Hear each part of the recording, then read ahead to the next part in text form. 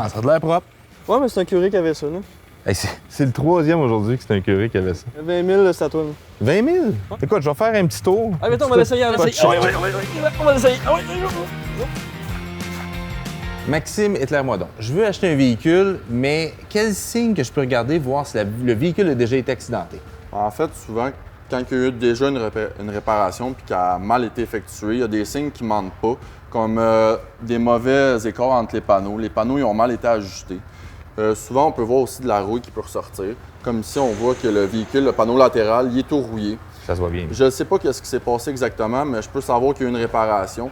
Selon moi, je pense que la tôle n'a pas été assez retirée, redressée, puis ils ont rempli de potée. Le pare-choc frotte sur la potée, puis à la longue, ça crée une infiltration d'eau qui crée de la rouille. OK, ça, c'est pas vous autres qui avez fait ça, là? Non, j'espère pas. OK, c'est bon. Là, je vois aussi que la peinture, c'est pas super bien fait, là. Le vernis a terni, puis on voit aussi les coups de papier sablé.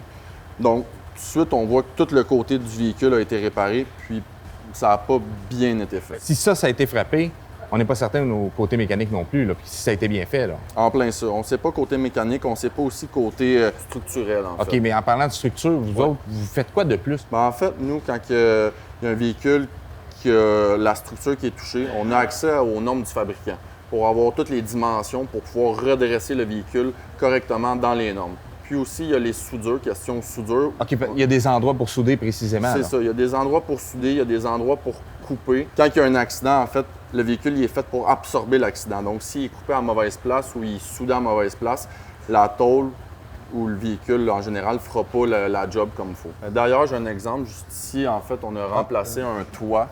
Donc, qu'est-ce qui est important de regarder ici, c'est que les points de soudure, ils doivent être à des endroits spécifiques pour suivre les normes du manufacturier. Puis le toit, c'est une pièce qui est structurelle. Donc, c'est important que ça soit bien fait dans les normes. Et pour se tenir à jour aussi, il y a le centre de formation qui donne des cours en continu.